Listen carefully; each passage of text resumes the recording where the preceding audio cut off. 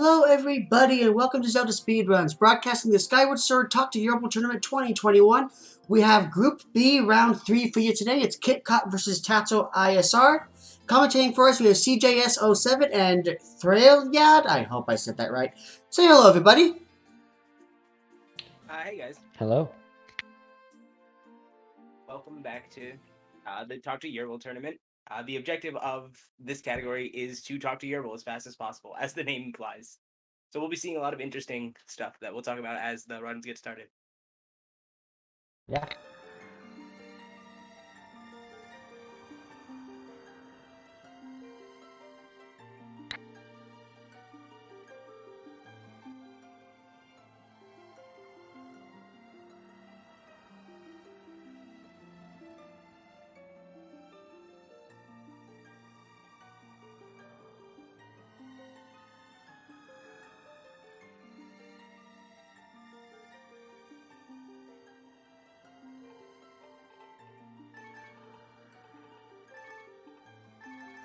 So as we get ready to get started here, you'll notice that actually Kitcot and Tato are playing on two different versions of the game. Kitcot is playing on the Japanese version, and Tato is playing on English. That is personal choice in this category. The routes are slightly different, but Japanese is still ever so slightly faster than English, but significantly harder. Yeah, the Japanese version has a trick with some extremely precise break slides that if you fail can lose 4 minutes for each time that you actually fail it. Yeah, So it's a lot it's riskier to play. Yeah, it's not can lose, it does lose you 4 minutes. Well, yeah, it's every time you fail it, you lose 4 minutes. Yeah. So it's a lot riskier, but it is a bit faster. Most runners elect to play on English for the fact that it's easier if they have an English copy. Yeah, the glitch that makes English actually even close to Japanese is called cistern clip, which is only in the English 1.0 version. And obviously not everyone who has an English copy might have the 1.0 version. Yeah, that's also a very important distinction, is that it is the US English 1.0 version. So the PAL version of the game also is not good for this category. PAL's not good for anything. Yeah, PAL is extremely slow. Yeah. I think it's like 2.5 minutes slower than Japanese, if my memory serves. Yeah, that's what we gave for the head start. So at the start of this run, you saw them talk to Fledge, which we kind of just glossed over. That happens in every single Skyward Sword speedrun that uses Back in Time, which is the main glitch, which we'll be getting to here in a moment. Basically, that sets a flag in memory that we will need later, and we'll talk about that when we get to that point. You can see already the text differences between Japanese and English, with Kitcot having like a solid 10-15 seconds on Potato already. Yeah, English text is really slow. Yeah, it's obscenely slow. Like, some might even say that like it should not have been that way, but yeah. Not only is the Japanese text box is shorter, but the text actually scrolls at, I believe, 4 times the speed or something like that. Oh, Tatum. So what we were seeing here is the trick known as killing post, because it either kills Link or it kills your run, one or the other. And Tato just missed his run up onto it. It's actually surprisingly precise, running up that pole and then running off. Yeah, and what's annoying with killing posts is that you save right before doing it, so if you want to retry it, you have to erase your save file and copy it back. Which is just tedious, but it makes you feel bad. Yeah, it really does feel bad. But yeah, so as you can see, Kitcot now playing on the title screen of the game. This is a glitch known as Back in Time, which is in other Zelda games as well, Wind Waker and Twilight Princess to be specific. But it is extremely useful in Skyward Sword due to the fact that we can access our files on the same screen with the title screen without causing a reload, which would end Back in Time like it does in Twilight Princess and Wind Waker. So we can do a lot more, not to mention the fact that there are bird statues on Skyloft, which we can utilize as well. So what you saw Kitcot do there was save his file while in Back in Time, which basically sets it to be in this special layer of Skyloft for the title screen state, which has a couple key differences. The most important of which is that a lot of triggers are removed and the door to the goddess statue is open. So he will be using that later. Grabbing the goddess sword here so that he can use it back in time.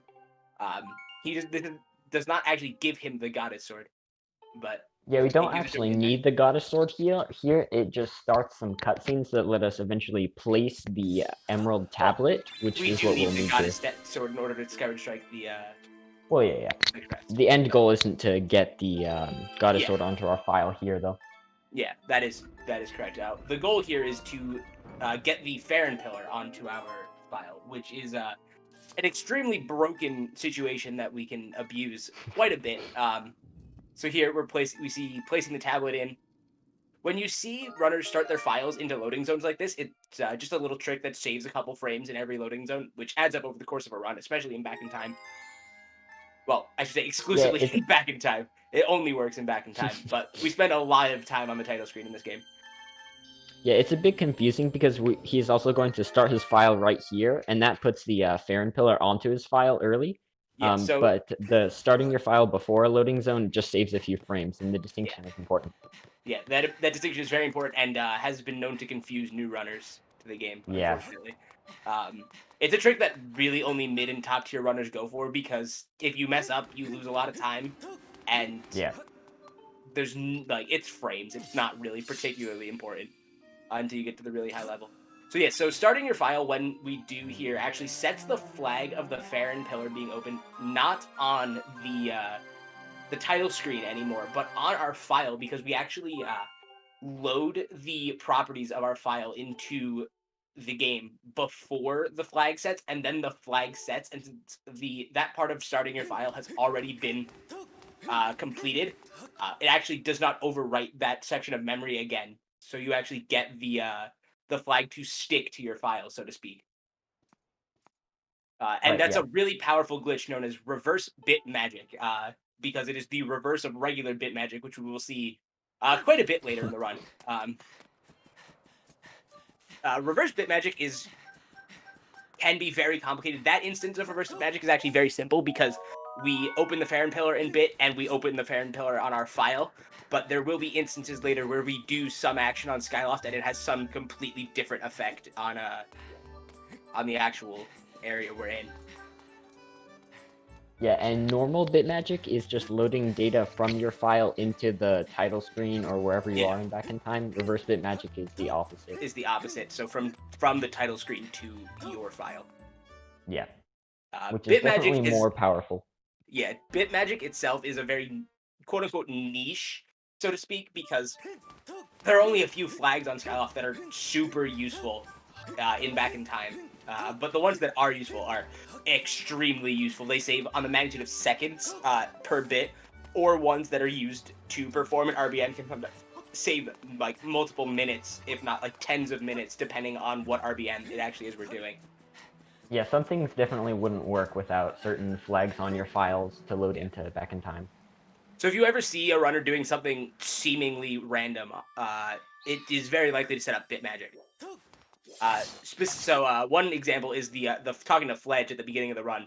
We use that flag for bit magic later in the run. Specifically, that flag causes the log between the sealed ground spiral and behind the temple to be down, which we can use when we access Farron and back in time, which we will see in a little bit, to get to behind the temple area and Farron Woods, which gives us a whole new set of scene flags that we can work with for reverse bit magic. Yeah, it would definitely be way slower to actually go into the sealed temple and try to go through Farron that way. You actually, depending on what setup you have, you probably cannot get through sealed temple because you need either bit magic or to do the beacon tutorial, which will crash in back in time. Yeah. So now the runner's going through the waterfall cave. Kitcot is talking to Zelda afterwards. Very important here. He's going to save and quit at this statue and hopefully not forget it.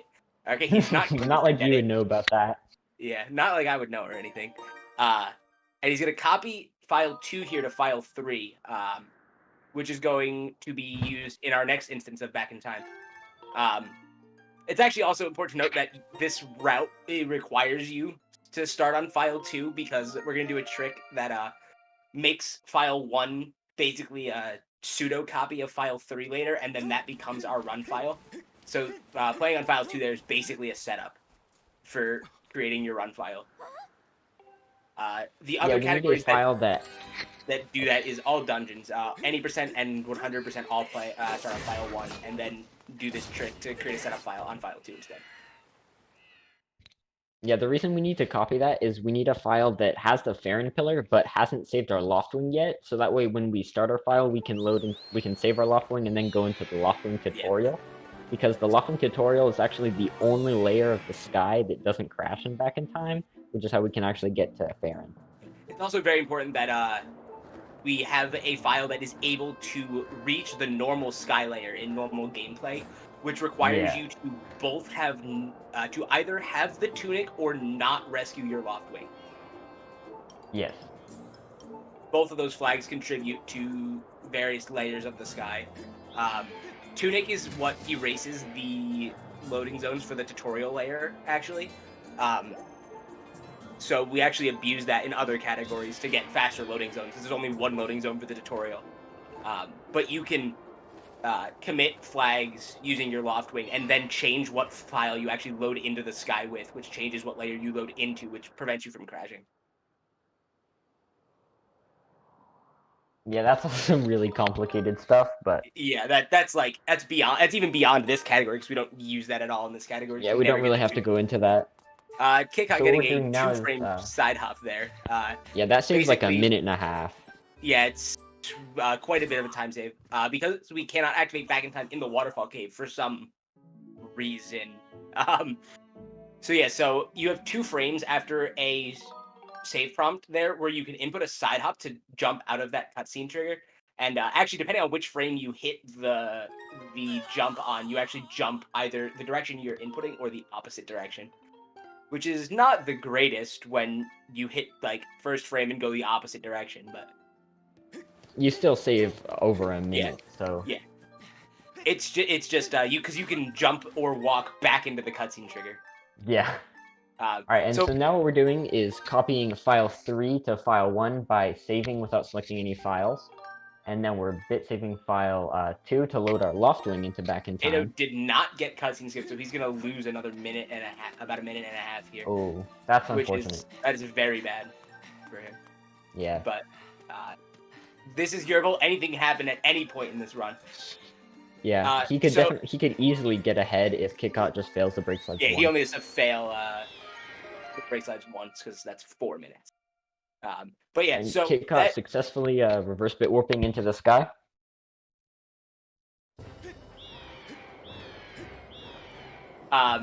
So that bit that you just saw Kitcot do is a lot more complicated than it seems. It uses a trick known as file duping, which basically takes advantage of the fact that when you clear the splash screen, you actually have the ability to desync multiple trackers within the title screen for what files you have selected and what flags are loaded into Back in Time. So when you clear the splash screen, the game loads your lowest non-empty file, but it doesn't change the last selected file index, which is what's used by the save statues in order to save your data and know which file it actually writes to. So in this case, by selecting file 1 and then backing out to the splash screen, our last selected file is file 1.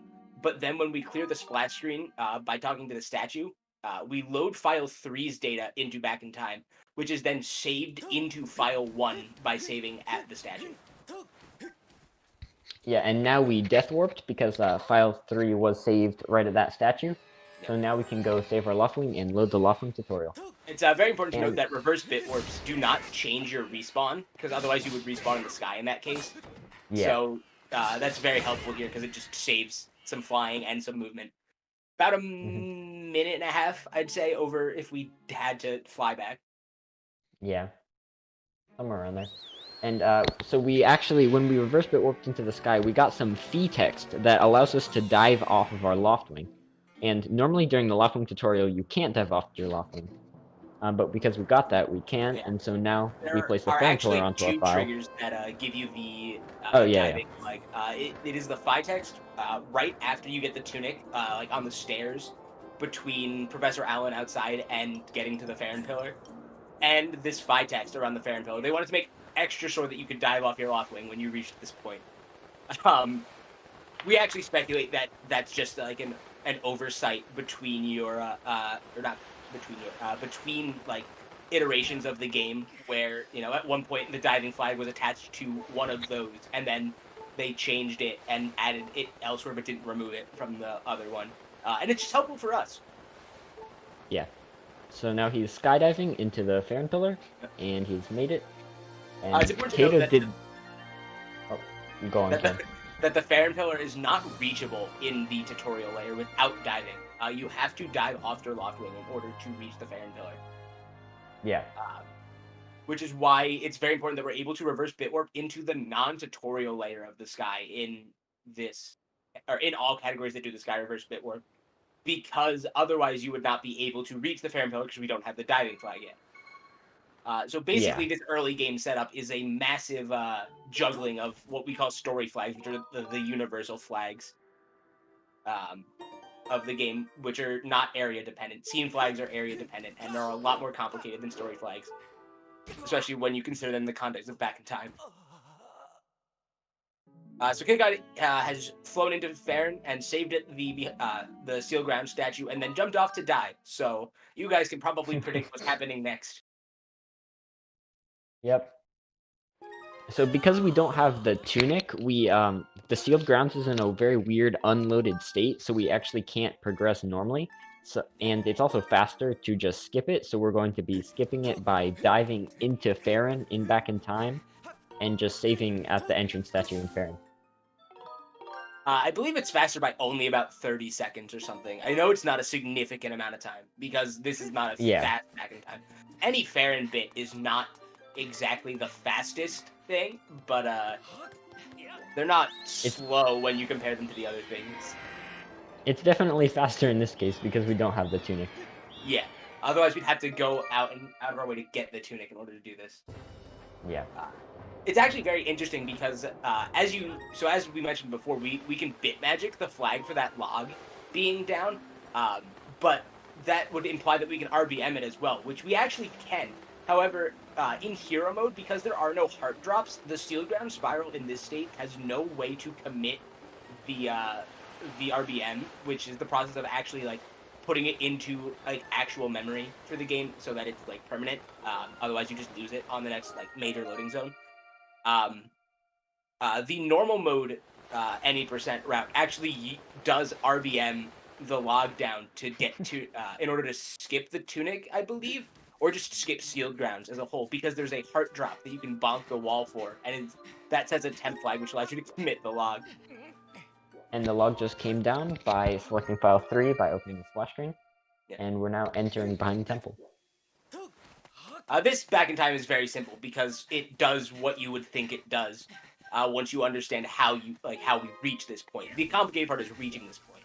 I think that's probably going to go for a trick called log jump here, where if you just roll off the log at a fairly precise angle. 2 seconds. Yeah. It saves a little. I think it's 7 seconds because it saves the time of pushing the log in the little cutscene. You also have to actually jump. According to ZSR, it saves like 2 to 3 seconds. I thought it was more than that. But yeah, so Kitcot turning his camera away from the Lake Floria doors here because we're saved at the Upper Academy statue, which is the same flag as the Lake Floria doors cutscene playing, which if it plays in bit twice is a soft lock, not to mention if it plays once it's just time loss. So what we're doing here is we're actually saving and quitting file 2 at this point to actually have it in Farron Woods because we need it there for some stuff later, and then start quitting out starting file 1, which we also bit saved. It's important to note that like Farron doesn't have like a special title screen layer, so we actually get like the normal layers of the area when we're in back in time, which means that stuff like this just works fine. Otherwise, you have to like save and quit and reload your file to get a normal layer, or actually that doesn't even work. You have to reload the area with a loading zone. You just have to go to behind the Bring temple. together. Yeah, that would work. Assuming the loading zone even existed on that layer, which Oh, yeah. would be a bold assumption in this game, but Yeah. whenever we say layers, we're talking about like the different states that the areas can exist in, which are triggered by different story flags. So when we were talking about the sealed grounds being in a weird state because we don't have Tunic, that's we're in what I believe is layer 0 of the sealed grounds, whereas Tunic causes layer 1 to trigger. And interestingly, on layer 0, the sealed ground statue is active, but on layer 1, it's not. Yeah, that is interesting. It's just Well, I mean, something to do with layer because 1. it's triggered normally in behind the temple. It's triggered normally in behind the temple with the Goron rescue. Yeah. Which no category that uses bit does anymore. Not even 100%. Tato also getting log jump here. Yeah, this new file setup skips it. Yeah. So now we're on to just the Kikwis. Yeah, this is Kikwis for the slingshot. The most boring part of the run because it's the most movement heavy. The interesting parts of this run are the all the back in time shenanigans that we get to do. So actually now, I think now is probably a good time to talk about kind of the category itself. So Yerbal is a Kikwi who has been neglected by speedrunners in Skyward Sword for too long now. And he's fed up with it, so we're talking to him to make him feel better. Basically, since like the beginning of time, we've had ways to skip talking to Yerbal, which is how you access Lake Floria in like a normal casual playthrough. He tells you how to like draw the symbol on the gate to open the gate to Lake Floria, completing the Mark of Furore. But yeah, there are several ways to go out of bounds and just skip that. I think that's been known for almost over a decade now. Basically, the entire duration of this game's release. I believe yeah, it was one of the first glitches. Yeah, I think fence hop was like the first thing discovered in this game. Tato bonking on those trees a couple times just for good measure. It's but yeah, RNG manipulation. Yeah, secretly. It's to make sure his seeds later hit Yerbal.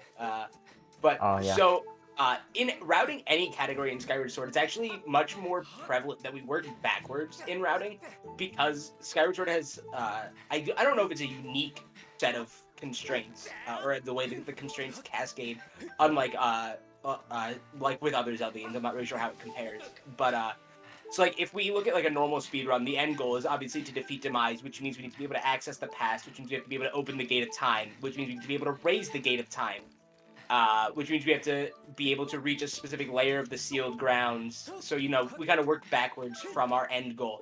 So for us, the end goal is talking to Yerbal, which requires us to reach the top of the Great Tree.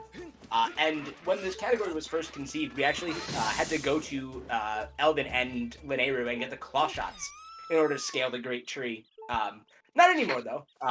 That's slow. That's very slow. Like hours slower. Like an hour slower, probably. Great glitch hunter of this game, Azer67, and great glitch hunter of other Zelda games, actually told us that there is a reverse bit warp from the upper statue in Ancient Cistern that puts you at the top of the Great Tree, which is very nice because it's significantly very convenient. faster. It's only 20 minutes slower, really? I think it's like half an hour or so. I feel like 20 minutes is a really... I guess it depends on what Eldin route you're doing and what Lineru route. But the Lineru trial itself is like 5 minutes at least. The Lineru trial? It's not that long. To get claw shots. Lineru trial is it's like the second longest trial, I think. Well, I know Elden Trial is like 4 minutes and it's the longest, but that's irrelevant anyway. Yeah. Not relevant anymore because we reverse bit from the top of the Great Tree. So, working backwards from that to reach to the top of the Great Tree, I said from. But anyway, so working backwards from that to reach the upper statue of Ancient Cistern, we need the whip. To use the whip, we need to get the B-wheel, which means we need to get the slingshot, which is why we need to do the Kikwi rescue here. Otherwise, we could be like any % and just skip it. Most likely. Well, we also actually need to shoot Yerbal, which requires either the slingshot or the beetle. The beetle, we would have to go all the way into Skyview, which is slow. We go into Skyview as is, but we don't do anything in Skyview. Beetle would probably be like plus 3 minutes or something. But so yeah, so if we continue to work backwards from there, so we need the whip, which means we need the B wheel, which means we also need the slingshot, which we already need to wake up Yerbal. So we also need to be able to get into Ancient Cistern, which means we need the Water Dragon Scale. To get into the Water Dragon Scale, we need to either play the harp and have Ferrari's Courage to open the trial gate, but that's very slow as well. Or we can just have Ferrari's Courage and RBM the trial gate open. We need Ferrari's Courage because it sets the correct layer of Farron in order to open the trial gate. Tato falling off of the rope there. Unfortunately, losing stamina. Yeah, and we do also need the scale to make Yerbal spawn at all. To get into the water. Did I say to get into the Water Dragon scale? But yeah, so to get into Cistern and to make Yerbal spawn, we need the Water Dragon scale. To get the Water Dragon scale, we need to complete the Farron trial. So basically, we end up with this cascading reverse bit warp scenario. Because we can reverse bit warp into the Farron trial. We can reverse bit warp into Ferrari's Courage. We can reverse bit warp into the Ancient Cistern, and we can reverse bit warp into the Great Trait. It's actually really nice how it all works out, because we only need to go to Farron and not any other provinces. Yeah, it's very nice. It saves at least 20 minutes. Yeah. So yeah, unfortunately, the Farron trial is the only trial that does not exist on like layers that are easy to access or like accessible outside of like the normal trial requirements. So we actually have to go out of our way to get the actual song for the trial in order for the layer to be correct. But we don't actually get the layer on our run file, as we will be seeing in like 2 or 3 minutes probably from Kitcot. We're going to get it on file 2, actually, which is another reason why file 2 being in a specific state of the sky is very important.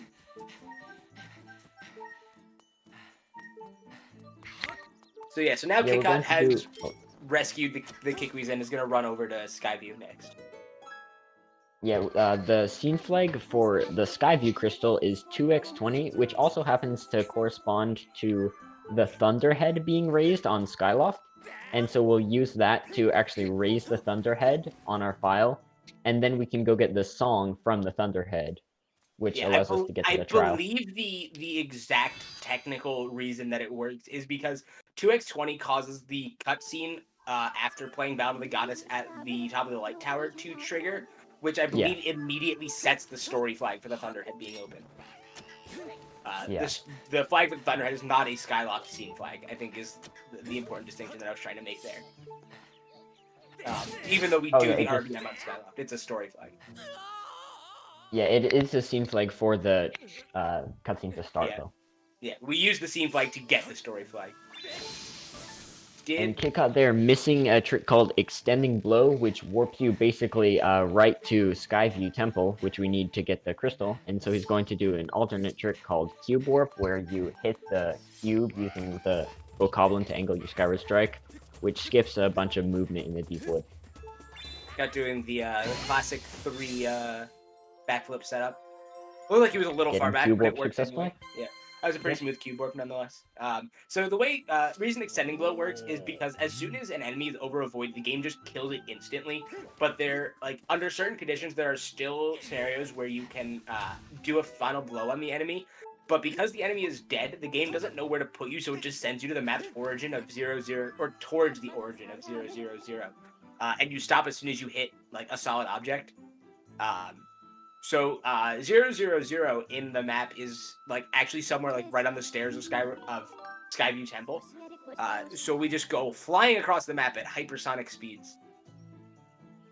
And it looks really cool when you get in. It sends you at a speed proportional to your distance, so the farther away you are, the faster you go. Yeah, it's because I believe it takes really like cool. the same amount of time for all extending blows to reach their target. If I'm not mistaken, or something of that. Well, theoretically, it would if you could get to the origin every time. Yeah. Although the extending blow from like extending blow feels really like it doesn't feel like you're moving that fast. It feels like it's longer than a normal extending blow or a normal extending blow, a normal fatal blow. But you know that's like nitpicking. Yeah. So Kitcot's going to turn around and leave Skyview because we only want the crystal flag from Deep Woods. That's the only reason we need to come here. And you saw Kitcot push a log earlier. That's one of the few differences between Japanese and English. Tato will not need to push that log, which actually makes Extending Blow significantly better for English. Yeah, hopefully we'll be able to see Extending Blow from Tato. There's a Phi text skip that you can do in other categories from the like just skip the text that happens in front of the temple, but we cannot skip it because in order to reach the statue that we need to say that we must trigger it, unfortunately. At least with our current knowledge. Yeah, I don't think we'll ever be able to avoid it because the coordinates for that statue are right in the middle of it. So Kitcot there doing a trick called Early Thunderhead, and it's a very interesting version of Early Thunderhead because File 1 is saved in Deep Woods, and Deep Woods has some very interesting properties that result in what we call auto-committing on Skyloft, where when you select the file in Back in Time, all of its scene flags are immediately committed, and the game, because of the fact that 2x20 is set on that file, we immediately queue up the cutscene of the Thunderhead opening, or of the tower starting to open up the Thunderhead, and we can abuse that because the cutscene stays queued even if you change your files. In this case, so by selecting file 1 and then switching to file 2 and starting our file right before we gain control of Link, we will successfully open the Thunderhead on file 2. And now, because of the properties of file 2, if we get hit by a tornado, we actually lose a significant amount of time because we'll be sent right back to the Baron Pillar. And if he gets hit again after getting hit, he'll be soft locked and have to reset. Yeah, and he'll have to redo the Early Thunderhead. Yeah. Thankfully, this version of Early Thunderhead is supremely fast. But extremely fast. I think it is the fastest possible RBM in Skyward Sword. Probably. Early Thunderhead in general is a very fast RBM when you have the ability to do it correctly. So the version that 100% does, which is actually just on-time Thunderhead, but we're not going to talk about that too much. Just starts immediately jumps off the thing there, and the thing that you get put on after the void out cutscene starts file 1 and then bombs a tree to start the cutscene because that commits the flags. Yeah. You can also use a statue to queue up the cutscene. Yeah, which is what old versions of the run did. Tato missing extending blow, or both extending blow and his first attempt at cube warp. But he got it, so he's okay. Yeah, you only get 3 attempts at cube warp before the Bokoblin dies. Thankfully, the Bokoblin only takes sword damage. It doesn't take Skyward Strike damage here. Otherwise, the Bokoblin otherwise he would instantly die. Yeah. The Skyward, we don't really mention it that much in Yerbal because it doesn't take that much of a impact. But the Skyward Strike in Hero Mode is broken beyond all means. Yeah, it instantly kills Bokoblins. Yeah, it insta kills the vast majority of enemies in this game, and has the extended range of the True Master Sword from normal mode. It is the Skyward Strike of the True Master Sword in normal mode. It has every. Yeah, I have no idea why they chose to add that in, but it's really nice. Yeah, I mean, I think it was to try and balance out the double damage, because if it wasn't for that, Hero Mode would be really true. hard. That's true. So Kitcot here getting Ferrari's Courage, and he's going to save and quit and then go back to file 1, because we don't have any other convenient way to die. You also can't activate Bit in the current state of the inside of the Isle of Songs right now, because after the cutscenes of getting a song, for some reason we can't activate Bit. And a similar phenomena happens in the Temple of Time with the harp cutscene, where you only have a few frames to activate Bit instead of a full second. Yeah. I guess we didn't really talk about how you activate Bit. Bit is really easy. You just die, continue, and hit reset on your console. Preferably the physical reset button, but you can reset from the home menu as well.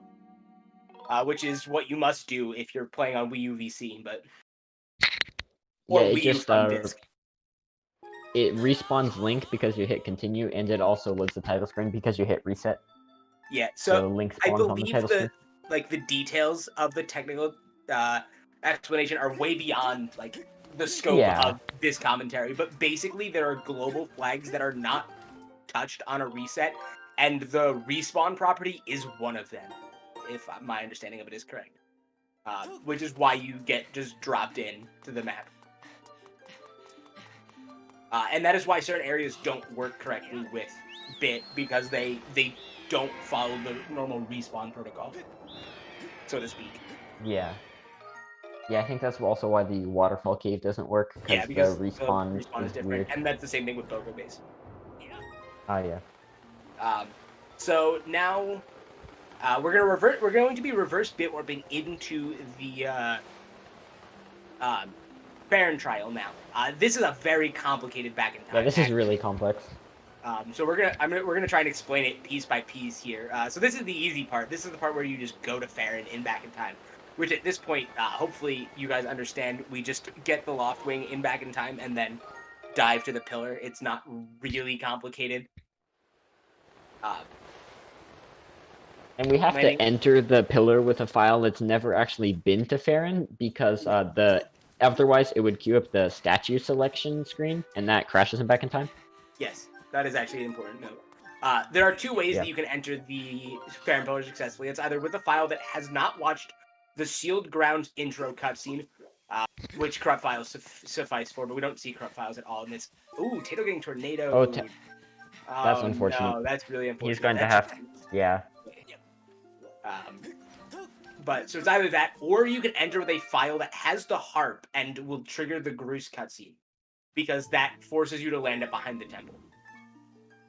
All right, so now we start getting to the complicated parts of this back in time. Because of the properties of file 1, I believe, in this case, the Kikwi Elder will spawn and immediately talk to us. Tato taking damage there. I'm not sure if that was intentional or not. I don't think it was, but... That was weird. Which is just so what Kitcot just did, there's the Kikwi Elder teleport. It's just a really handy teleport, due to the properties of our file. That just teleports us directly to the center of the map. Yeah, there's some weird stuff with how the Elder checks for the slingshot. It only works if you enter behind the temple with a file that doesn't have the slingshot, and enter Farron with a file that does. Yeah, there's some really weird things, otherwise you soft lock. And now we need to do some very careful file manipulation here, of selecting the statue with file 1 selected but not open, saving and selecting file 1, and then backing out and selecting file 2 during the save.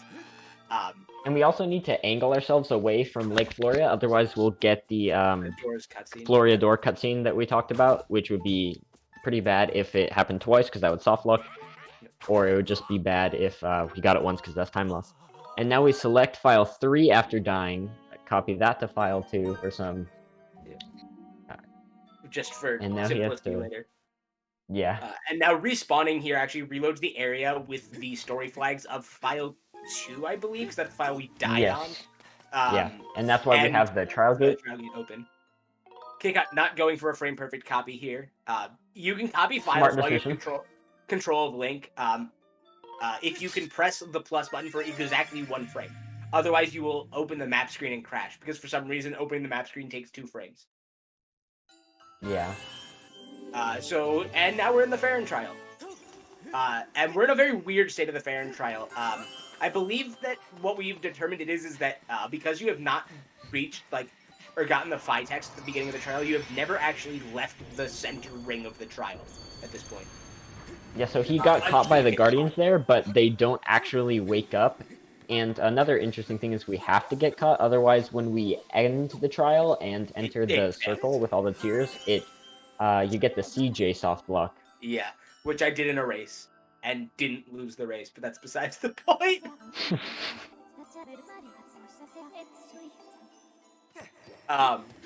So this trial is a lot of movement. We didn't really talk about movement at all, because we've been talking about back in time. Optimal movement would be to roll basically everywhere, with some minor exceptions because of how rolling and slopes interact. But we have stamina, so we can't do that, so we have to manage our stamina. rolling saves 1 frame over sprinting the exact equivalent distance. Approximately 1 frame. It's an average. Sometimes you save 2 frames, sometimes you don't save any frames, sometimes you lose a frame because of angles and slopes and stuff. But for stamina management, it actually does matter because the last quarter of your stamina meter actually depletes at half the rate that the rest of it does, while still refilling at the same rate. So it is optimal to consume your entire stamina wheel and then use the last quarter of it and then recharge the quarter and sprint again. Ooh. Kitcot with a first frame, or a first try lava hop there. So when you get caught or when you jump in Waking Water by mistake in this trial right now, because the Guardians can't wake up, the Waking Water doesn't actually deactivate, so every time the cutscene finishes, the cutscene immediately queues again, and you have exactly 1 frame to get a side hop out. Although, luckily you have infinite tries because you don't die or anything. Yeah. So, it's just some unfortunate time loss if that does happen. But Kitcot got it first try there, and it was not terrible. Yeah. The only time probably lost lost more time than waiting for the cycle, but I'm not exactly sure where the cycle was at. I believe if you're doing the trial like perfectly optimally, that cycle is perfect. You can front hop over it and then side hop or front hop over it and then front hop or side hop out immediately after getting the tier. Yeah, I think that's right. All of the trials are actually interesting because they're all cycle based. Because Watchers are cycle based and Waking Water that flows is cycle based. But yeah, now Fi's gonna talk to us because we haven't been in here yet, inside the circles. And now we have to do the required pun. Yep. So we get to find out here that the Water Dragon scale was inside us all along.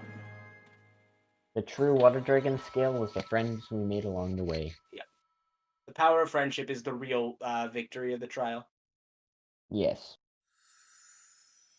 So now things are somewhat normal. Link's in his pajamas. He has the Water Dragon scale. It's playing in Japanese, but we can overlook that one. So now Kitcot is going to go back to Skyview to do the reverse bit warp into Ancient Cistern. We'll talk more about the English version of this route when Tato gets there, because it's easier to explain once he gets there. Yeah. So this is where the routes diverge and where English starts to save all of its time. Yeah, Kitcot has to track back to Skyview Temple because we need to reverse bit warp into Ancient Cistern to get into the basement. And the statue that has the correct coordinates to do that is actually the Skyview statue, so we have to go all the way back there. And that's also why we had to push the log down so we could actually get to Skyview Temple. Yep. So Kitcot pushed his log down so that he can just come back real easily. We're actually going to be in Skyview 2 at this point, because we have the Water Dragon scale, which changes the layer of Skyview Temple. Oh, yes, right, he's healing. I was like, what is he doing? Healing here so that he doesn't have to death warp inside of Skyview. But, he's basically just going to enter Skyview and save at the first statue, correct, for JP? For the first statue, or the second statue, but there's no way Kitcot's going to do that. Yeah, I doubt he's going to do the second statue reverse bit warp. Yeah. So, so there are actually 2 ways to reverse bit warp into Ancient Cistern from Skyview Temple. The first statue here, which puts you into the basement, and the second statue, which puts you into the whip room. And if you have very precise positioning, you can actually unload the whip room and fall to the basement, if my memory serves, from the second statue. 100% used to use the second statue to reach the whip before we got free items from early Bokoblin base. But that's not really... Yeah, and the first statue, you fall directly into a pool of poison water, and you take 4 hearts of fall damage from the fall because you're so high up. And the poison water, it deals damage over time to you. And we only have 6 hearts, so that gives us 2 hearts already from the fall damage. And then we quickly take 1 from the poison, and we have to get out of the water without taking another heart, which is where the extremely precise brake sliding happens. And if he doesn't brake slide correctly, then he will take a heart, die, have to redo the entire reverse bit warp, which this is around 4 minutes. Yep. I think it's 4 minutes optimally. The reverse bit warp is really not fast, unfortunately. Yeah, but it's faster than entering it. It's significantly faster than entering it. Because to enter it, normally you'd have to do... heal the Water Dragon, I think. Yeah, you'd have to go back to Skyview 2 and get the Sacred Water. Or theoretically, we could do the Farron trial and back in time, but... Yeah, but we need the... we actually can't in Yerbal. We actually do need the scale, yeah. We need both the item flag for the scale and the story flag, which you can only RBM one of, I believe. Maybe you can even RBM the story flag, I'm not actually sure. We could just do the trial twice. Wasn't there a proposed 80% route at one point that did the trial twice? I don't know, but I do know there was an old English route that did a trial in back in time. Yes, I ran that route. I do know that.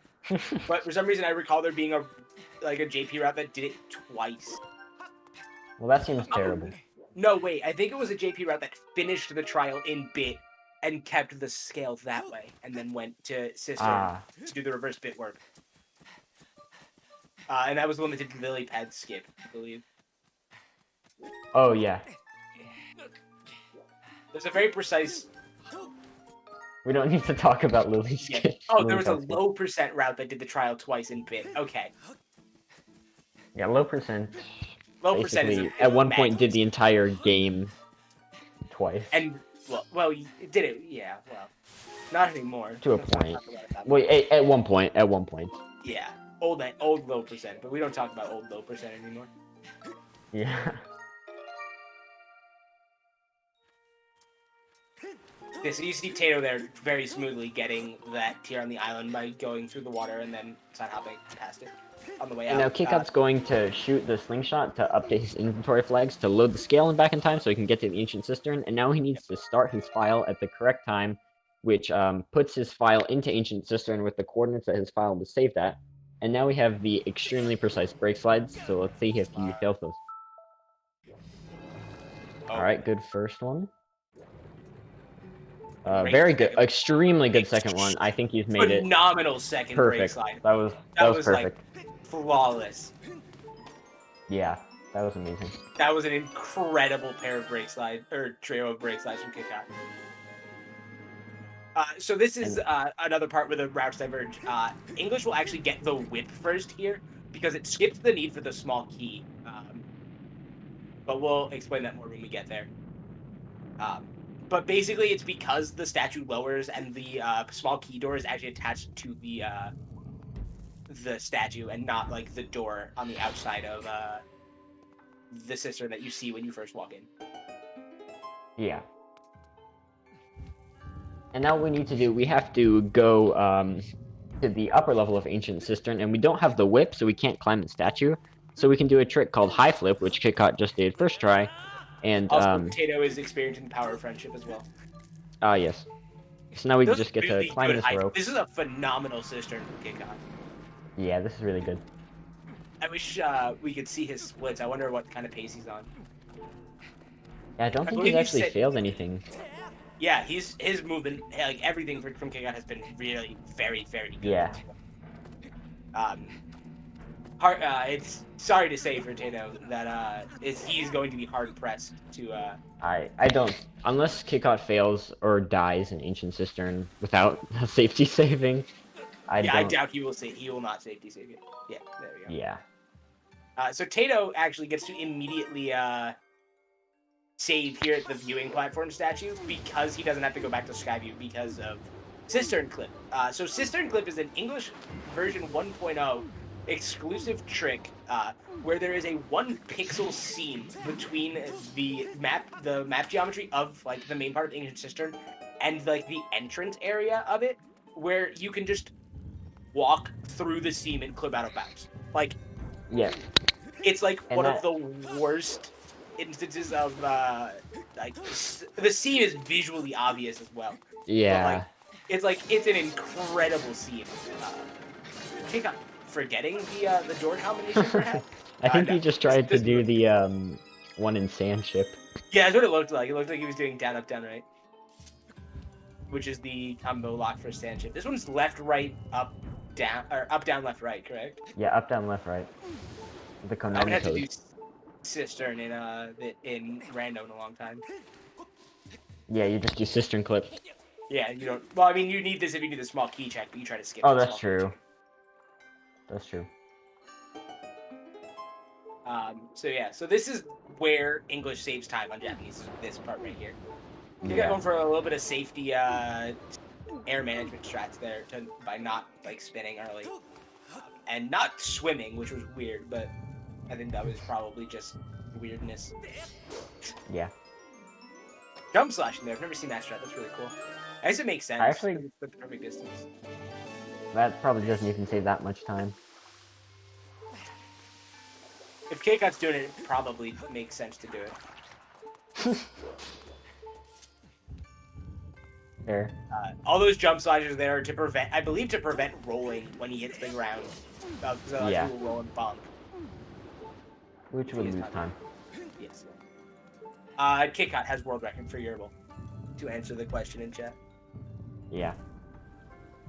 So now Kitcot's gonna do a somewhat precise side hop setup, I believe, here, where he will side hop and then front hop in order to grab the ledge of the second lowest level to avoid falling all the way down the statue, which will require him to fight Janin. Janin, Yeah, the Stallman setup figure. isn't actually that precise at all. Yeah, it's just really challenging if you like accidentally Z-target the water valve or something. Oh, Which I true. don't think in the statue's current orientation you can do. Can you? I'm not sure where the water valves are in the statue's current. Yeah, I don't think you actually could. No. I'm not sure though. And Tato is now going to be entering the waterfall to reverse the warp into Ancient Cistern, and then we'll get to see Cistern Clip. Yep. Cistern Clip is a really cool trick, all things considered. Like, it's like in like older versions of the route, it saves like 7 minutes or something. Not of Yerbal, but like in older routes of the game that actually needed to do stuff. In Cistern, it saves something insane, like 7 minutes. Yeah. Without reverse bit warping, it's significantly slower. Yeah. Because you can use Cistern Clip to reach both the boss key and the whip. Yeah.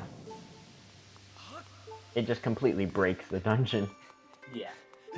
I mean, clipping out of bounds tends to do that, but... Kitcot is on really good pace right now, actually. This could be, what, like a 50... 55, 56? Definitely 55. I don't think 54. Yeah. I feel like he'd be hard-pressed to find a 54 at this point. He was on pace once, but Yeah. died because of the keys. Not hopping up the statues. Oh, and here's a Cistern Clip, so we Yeah. go out of bounds, Yeah, we go so onto the both statue's totally foot. missed it. Yeah, and then we can just load the whip, which is way faster than the Japanese version. Died on the water valve. That's a cool little one. Yeah. Swag. So like we said, it's very important that English gets the whip first, otherwise it has to get the small key, which means it doesn't actually save any time. In fact, I think it would lose time over Japanese in that case. Because it would have to do Cistern Clip, which is slower than the break slides. Because you have to go through the loading zone. And it does have some slightly slower text in Ancient Cistern as well. Oh, true, the Phi text. Yeah. Nice. No one triggering Janin today, unfortunately. No Janin jammin'. Yeah. Very unfortunate. Well, actually, Tato could still trigger it. Oh, that's true. He still has He's to go not get the done boss yet. key. He has to get Not the boss done key and die without hitting the ground. Yeah.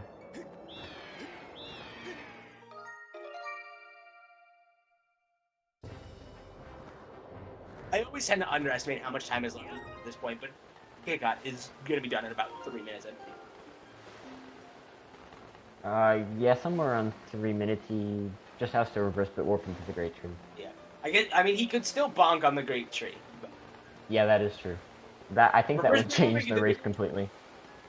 It actually would. It Oh, that was a 100%. really fast clip there. Yeah, it was a Tato. really good Cistern Clip from Tato. And his movement is pretty solid out there as well. No one would ever do that. Oh, and he comes back in! Right as you were saying his movement was solid, he clipped right back in. Which That's I unfortunate. think You can even do that with he's good going to movement. he's actually going to have to death warp.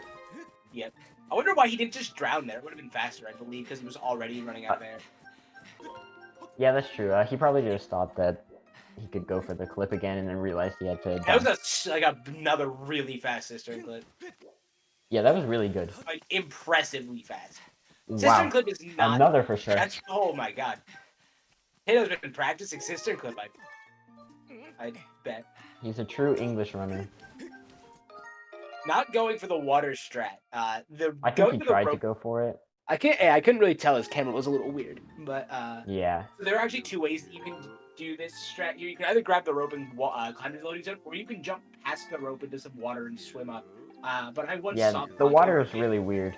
Yeah, I once soft locked in a race because I jumped into the water, swam up, and then just clipped out of the water. Oh yeah.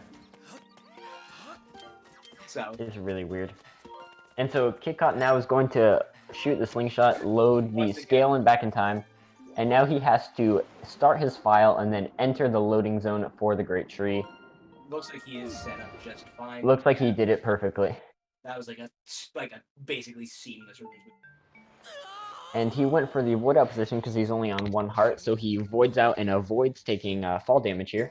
And now he just has to avoid the keys. Precise position. Yeah, it's kind of precise. This is not sub 55:29 pace, right?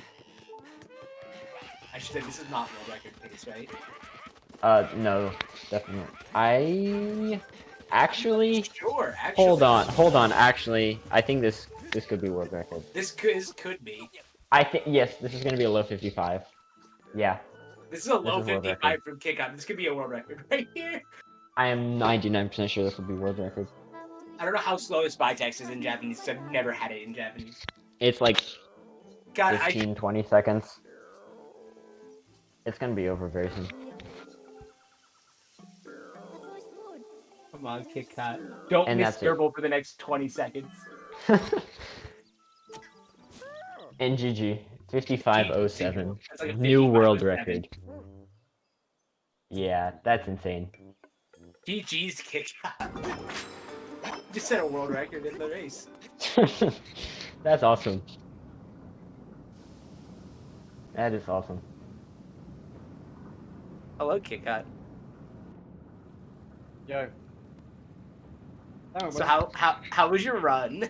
Give me a second. I need to turn off and on my headset again because it's kind of being a bit buggy. 1 sec. Alright, so Tato raising the statue, also going for the void out position, even though he does not need to because he has the health to take the damage. Okay, I'm good now. So how was your run, Kitcot? It was alright. It wasn't perfect. Yeah, it wasn't perfect. Bit like rough around the edge. Oh, get in there. Glitchy music. Yeah, the glitchy sound effect as he starts here, and then we'll get the dope mini boss music. Yes, that was world record. Briefly. Yeah. Just set a by world like 20 record seconds. Live on ZSR by a solid 20 seconds, probably. Yeah. What are your splits yeah, saying? GG. Officially kick out? My splits, okay, so basically I can go through the whole, okay, so basically I was like continuously, up until entering Ancient System, I was constantly losing time, I had no idea why, just constantly like seemingly no reason, like Slingshot, actually no, Surface I lost like 8 seconds, I had no idea why. Then I kind of picked up again, and then entering Ancient System, I was at like -1 second ahead of the world record. So not only did I have the pressure of not failing it, I also had the pressure of I'm ahead in world record, so I was like, oh great. But I did it, so it was fine. Lost a bit of time on the whip, but I think that's a safety save, and I didn't die to keys to the end, so world record. Your break sides were like flawless. They were. Yeah, those were amazing. Well, obviously the practice paid off because like I did those non-stop after me and you CJ. After you failed it twice in our race, and still Actually, won. without the practice save, that was very close to sub 55. Yeah, that would have been like with safety save, that could have been like a 55-0. How long does safety saving lose? Like 10 seconds? I think it's around 7 seconds. Is it 7 or 10? If it was a 7, it would have been a 55 flat, I believe. Yeah. What is the official stop time on your splits? Well, I mean, I used the official time I used was race time, so it was 55:09. Okay. That was the official time. This is we'll probably have to end up retiming this just to make sure that we get the world record correct. Yeah, because it was like just on like the 9/10 because my splits say 10, but that's because I split on my splits late. Yeah, you split slightly later. And Yeah. Split my splits yeah, English. Yeah, it might be worth retiming it, but yeah, it was good. I'm glad I recorded it this time. I mean, we would have definitely had the VOD from your stream. Okay, yeah. Oh yeah, for sure. Yeah. Shoutouts to my no-bit 551 run where the internet was bad for like 15 minutes. It was it's not what I recorded. Very sad. Yeah. But we all know you got a 551. Yeah, I don't think anyone questions its legitimacy. It just can't be verified. Yeah, which is just really unfortunate. Yeah. So We how's could always Tyler do doing? another one. Yeah, just do it again. Fine. Yeah. Slingshot skip in that 551. Yeah. Yeah. So yeah, how's Tyler doing? He is currently talking to the Elder in Reverse Bitwarp. Okay. Yeah. I mean, let's hope he just doesn't bonk on the great tree. Yeah. He did not get cutscene skip, which is where the run started to go downhill for him. Oh, okay. Oh, yeah. I saw it. He didn't get cutscene skip. Okay. Oh, one Also, thing else, like just before the Great Tree RBW, my motion controls were out of whack, so I was like, oh great, I'm gonna mess this up totally, and it didn't. Oh So no! Oh no! Oh Tato! Oh no! Oh, that is a shame. That's really unfortunate. That's the big sad, guys. That is sad. I'm You should slightly go. up the You late. should go fight Galactos. I saw him eyeing it. Yeah. Oh, I think he just forfeit. Oh dang! Oh yeah, he did. Yeah. Yeah. Unfortunately, yeah. Dang, Tato. I mean, it would have been the same outcome either way. Yeah, he is here now. Hello, Tato. Hi, Tato. What's up? So Yeah, UK Land is supreme once again. Yeah, UK Land has reigned supreme today. With world records twice, by the way. First time Yeah. was world record. Second time was world record. Get wrecked, my dude. Yeah, no, That was pretty epic. that was pretty Yeah. epic. I actually about the cutscene skip. I for some reason I thought I hadn't saved yet, so when I hit no, I just went to go reset because I thought I hadn't saved. I thought I had just canceled at the prompt. So I was like, oh well, that sucks. But then I realized that didn't happen. So Oh no, that sucks. Nice. Yeah. That's not nice, but you know what I mean. yeah.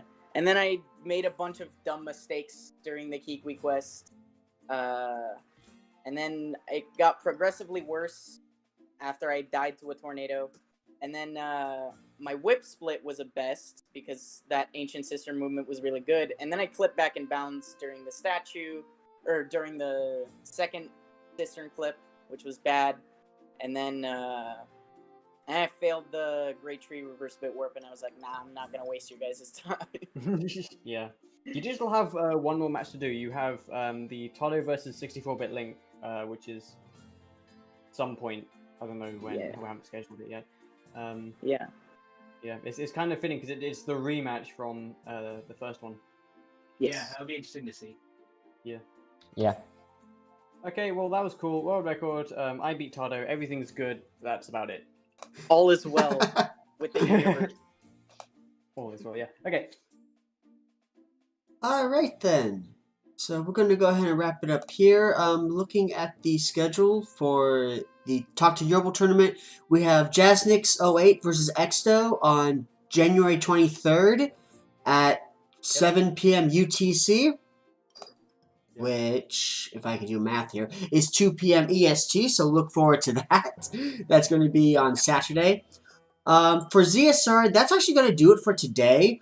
On Wednesday, tomorrow, at 4:50 p.m. EST, we have a Wind Waker Randomizer Spoiler Log Tournament lower bracket quarterfinals between Gymnast 86 and Tuba Man, so put that on your schedules. Don't want to miss that. And on Thursday, we have the Ocarina of Time Randomizer Random Settings League Season 2 Winners Bracket Semifinals between What the Hell Happened and Mr. Mario 7788, and that's at 7 p.m. on Thursday at EST again. And that's going to do it, really, until Saturday. So I hope you all had a great time watching. Thank you to our runners, Kitcot and Tato ISR, for the awesome race. And congratulations, Kitcot, on world record. Thank you to our commentators, CGS07 and Threyad. Did an awesome job. Thank you so much. And we're going to go ahead and sign off here. I hope you all had a great time watching, everybody, and have a fantastic rest of your day. Bye! Bye. See you, Bye. everyone. Neat.